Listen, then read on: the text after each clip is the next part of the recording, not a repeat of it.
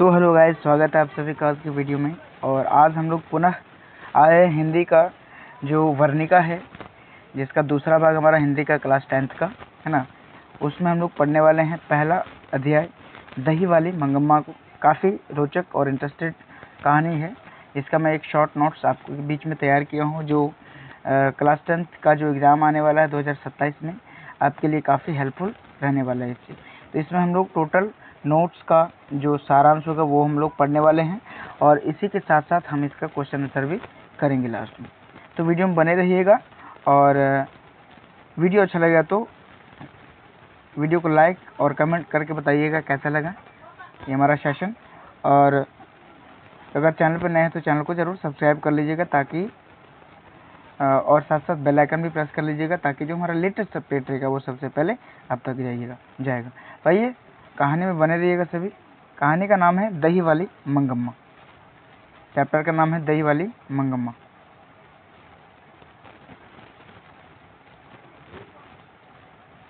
इसमें हम लोग विस्तृत अध्ययन सामग्री एवं संपूर्ण सारांश इसका जो है हम लोग पढ़ने वाले हैं कंप्लीट रूप से। सबसे पहले इसका जो परिचय है वो हम लोग कर लेते हैं। पाठ में जो टोटल पात्र हैं उनके बारे में हम लोग जान लेते हैं। पाठ का जो नाम है दही वाली मंगम्मा, जो एक कहानी है, और इसकी जो मूल भाषा है वो कन्नड़ भाषा है, और ये B.R. नारायण जी के द्वारा हिंदी में इसको अनुवाद किया गया है।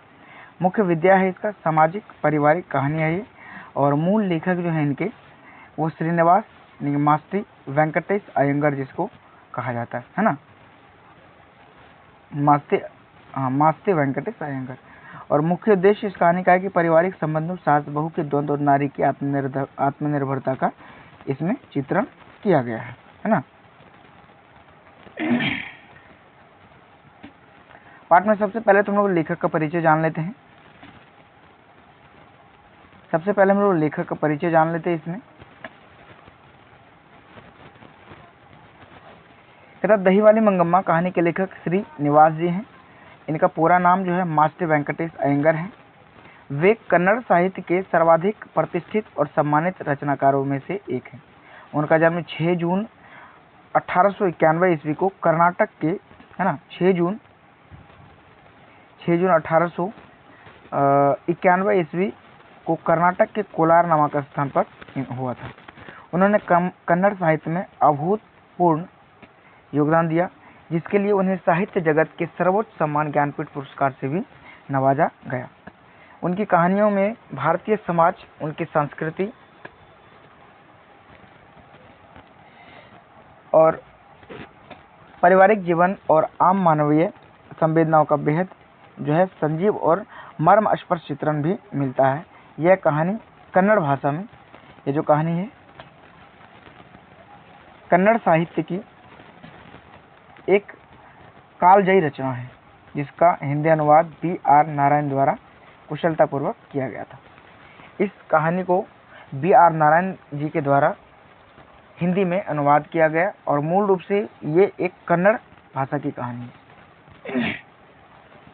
कहानी की पृष्ठभूमि क्या है कि यह कहानी बेंगलुरु यानी बेंगलोर के समीप स्थित वेंकटेशपुर गांव की एक पृष्ठभूमि पर आधारित है। कहानी के मुख्य पात्र है इसमें मंगम्मा, और इसी गांव की रहने वाली है, जो अपने परिवार का भरण पोषण करने के लिए रोज बेंगलुरु शहर जाकर दही बेचने का व्यवसाय करती है।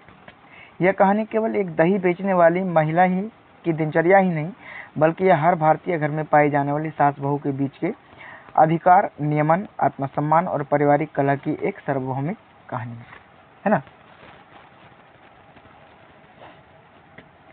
पूरे चैप्टर का पाठ मैंने पढ़ के एक संक्षिप्त नोट्स मैंने तैयार किया है, जो आपको काफ़ी अच्छे से समझ भी आएगा, और हर एक क्वेश्चंस का भी इसमें सॉल्यूशन मिल जाएगा। इसमें जो प्रमुख पात्रों का चित्रण किया गया है, इसमें मुख्य पात्र हैं मंगम्मा। मंगम्मा की कहानी केंद्रीय पात्र है, और वह सीधी सादी, कर्मठ, स्वाभिमानी और आत्मनिर्भर ग्रामीण महिला है। पति के सुख से वंचित होने के बाद भी वह हिम्मत नहीं हारती है, और दही बेचकर सम्मानपूर्वक अपनी आजीविका चलाती है। वह अपने बेटे और पोते से अगाध प्रेम करती है, लेकिन अपने आत्मसम्मान से कभी समझौता नहीं करती। बुढ़ापे में भी क्या है, वो आत्मनिर्भर रहना सबसे बड़ा उसका क्या है, गुण है। अब इसमें नंजम्मा है। नंजम्मा उनकी बहू है। मंगम्मा क्या है, बहू है। रंजम्मा एक चतुर, बुद्धिमानी और व्यवहारिक महिला है। वह भी अपनी गृहस्थी पर पूरा नियंत्रण चाहती है। कहानी की शुरुआत में वह थोड़ी उग्र और अधिकार जताने वाली दिखती है, लेकिन बाद में अपनी सूझबूझ से वह बिखरते हुए परिवार को भी क्या करती है, संभाल लेती है। वो जानती है कि परिस्थितियों को अपने पक्ष में कैसे करना चाहिए, है ना। कथावाचक इसमें एक माजी यानी कि एक महिला है जो बेंगलुरु की है। बेंगलुरु शहर की एक संभ्रांत, समझदार और दयालु महिला, जिसे मंगम्मा आदर से माजी कहती है ना। माजी मंगम्मा की नियमित ग्राहक है। वे मंगम्मा के सुख दुख की साथी है, जो हमेशा उसकी बातों को धैर्यपूर्वक सुनती है और उसे उचित व्यवहारिक सलाह देती है। और इसी में एक रंजम्मा नामक पात्र है जो गांव का जुआरी है। और रंगप्पा मंगम्मा के ही गांव का एक शौकीन, लंपट और जुआरी किस्म का व्यक्ति है। जब उसे पता चलता है कि मंगम्मा अपने बहू से अलग रह रही है और उसके पास पैसे हैं, तो वह उसकी बेबसी का फायदा उठाने और उसके पैसे हटने की कोशिश करता रहता है ना। अब कहानी का जो विस्तृत सारांश है वो हम लोग जानते हैं। कहते हैं मंगम्मा सालों से बेंगलुरु में आकर बाड़ी यानी नियमित रूप से रोज आकर सामान देना और महीने के अंत में पैसे लेने के आधार पर दही बेचा करती है ना। शहर में माजी के घर उसका विशेष जुड़ा था।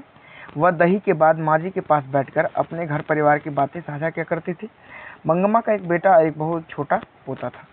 एक दिन अचानक एक मामूली बात पर परिवार में दरार आ गई।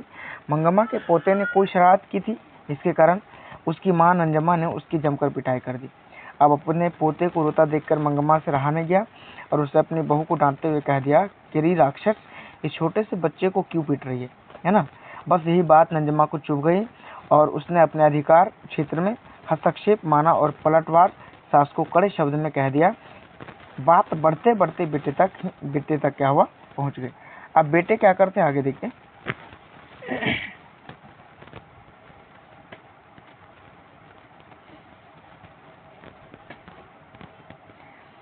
बेटे ने भी अपनी पत्नी का पक्ष लिया और अपनी मां से कहा कि अगर वे साथ रहना चाहती है तो बहू की बातें सहनी होंगी, अन्यथा वे अपना खाना अलग बना ले। स्वाभिमानी मंगम्मा को यह बात बर्दाश्त नहीं हुई। उसने उसी दिन दोपहर से अपना चूल्हा क्या करा, अलग कर लिया। वह अकेले रहने लगी, अपना खाना खुद बनाती और दही बेचकर कमाए हुए पैसों को अपने पास सुरक्षित रखती थी। इस अलगाव के बाद गांव के जुआरी रंजप्पा की नज़र मंगम्मा के पैसों पर पड़ी। वह रास्ते में मंगम्मा को रोककर मीठी मीठी बातें करने लगा, उसे चूना तंबाकू मांगने के बहाने रिझाने की कोशिश करने लगा और यहाँ तक कि उसे कर्ज मांगने भी लगा। मंगम्मा ने यह सारी बात डरकर माजी को बताई और अपने पैसे माजी के पास सुरक्षित रखने की इच्छा जताई। दूसरी तरफ बहू नंजम्मा बहुत चतुर थी। उसे जब भनक लगी कि रंगप्पा उसकी सास के पैसों के पीछे पड़ा है और सास अपने पैसे किसी बाहरी व्यक्ति या शहर में दे सकती है, तो उसने एक चाल चली। नंजम्मा ने अपने छोटे बेटे मंगम्मा के पोते को ढाल बनाया। उसने बच्चे को सिखा पढ़ाकर अपनी दादी के पास भेज दिया। वह कहे, मैं तो दादी के पास ही रहूंगा, घर नहीं जाऊंगा। ऐसा नंजम्मा ने अपने बेटे को सिखाकर दादी के पास भेज दिया। पोते के गहरे मोह में बंदी मंगम्मा का दिल पिघल गया। वह पोते को मिठाई और खिलौने देने लगी। एक दिन बहू और बेटा खुद मंगम्मा के पास आए और अपनी गलती की माफ़ी मांगी। बहू ने बड़े प्यार से कहा कि उस दिन उसने नासमझी से सास को अपशब्द कह दिए थे। इस तरह बहू की बुद्धिमानी और पोते के प्यार ने मंगम्मा का गुस्सा शांत कर दिया और अंत में बहू ने मंगम्मा से कहा कि अब आपको इस उम्र में धूप में दही बेचने जाने की जरूरत नहीं है। अब से दही बेचने मैं खुद ही जाया करूंगी। लेकिन मंगम्मा ने प्यार से बहू को भी इस काम की बारीकियां सिखाई और पूरा परिवार फिर से क्या हो गया, एक हो गया। मूल संदेश इस कहानी का क्या है? यह कहानी स्पष्ट करती है कि संसार में प्रत्येक व्यक्ति अपने अधिकार और स्वतंत्रता को बनाए रखना चाहता है। सास और बहू के रिश्ते यदि सूझबूझ, सम्मान और त्याग की भावना न हो तो छोटे से विवाद भी बड़ा रूप ले सकते हैं, परंतु पारिवारिक स्नेह और समझदारी से हर बिखराव को रोका जा सकता है, जिस तरह से मंगम्मा की बहू नंजम्मा ने किया। ये थे टोटल कहानी का मूल सारांश, जो आपको उम्मीद है कि बेहतर और अच्छे तरीके से समझ आया होगा। और इस पाठ से कुछ महत्वपूर्ण प्रश्न हैं जो इसी पार्ट में हम लोग करने वाले हैं। पहला क्वेश्चन है कि मंगम्मा का अपनी बहू के साथ किस बात को लेकर विवाद हो गया था, है ना। तो किस बात को लेकर विवाद हुआ था ये हम लोगों ने जाना इस चैप्टर में। तो विवाद जो हुआ था अपने बहू नंजम्मा के साथ अधिकार और स्वतंत्रता को लेकर विवाद हुआ था। मुख्य कारण यह था कि नंजम्मा अपने ही बेटे मंगम्मा के पोते को किसी बात पर बुरी तरह पीट दिया था। मंगम्मा ने पोते के प्रति ममतावश बहू को राक्षसी कह दिया और बच्चे को पीटने से मना कर दिया। बहू को सास का यह हस्तक्षेप पसंद नहीं आया, जिससे बात बढ़ गई और दोनों का विवाद अलग होने तक क्या हुआ, पहुंच गया, है ना। और दोनों के बीच काफी कहासुनी हुई। अगला प्रश्न कहता है कि रंगप्पा कौन था और मंगम्मा से क्या चाहता था, है ना।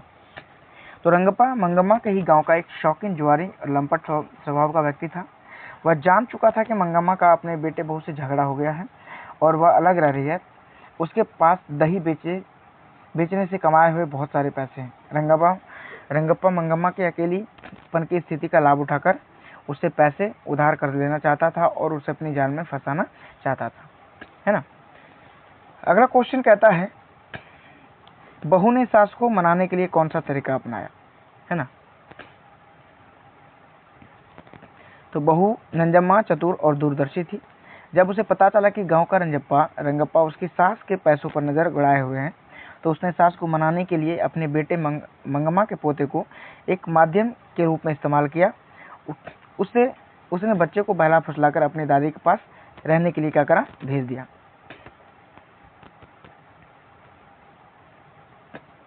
पोते के अगाध प्रेम के कारण मंगम्मा का हृदय पिघल गया और इस तरह बहू का सास को मनाने का तरीका क्या हुआ, पूरी तरह से सफल हो गया, है ना। अब दही वाली मंगम्मा कहानी का संदेश या सारांश क्या है स्पष्ट कर सकते हैं हम।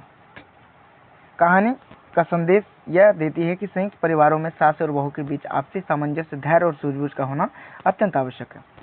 कहानी दिखाती है कि मनुष्य को कभी भी अपने आत्मसम्मान से समझौता नहीं करना चाहिए, जैसा कि मंगम्मा ने किया। साथ ही यह भी सीख मिलती है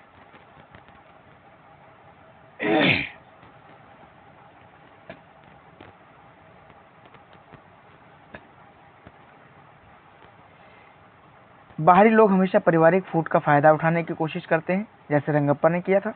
इसलिए परिवार के भीतर के विवादों को आपसी समझदारी और प्रेम से घर में ही क्या करना चाहिए, सुलझा लेना चाहिए। इस पूरे कहानी का निष्कर्ष यह है, टोटल हम लोगों ने प्रश्न को कर लिया।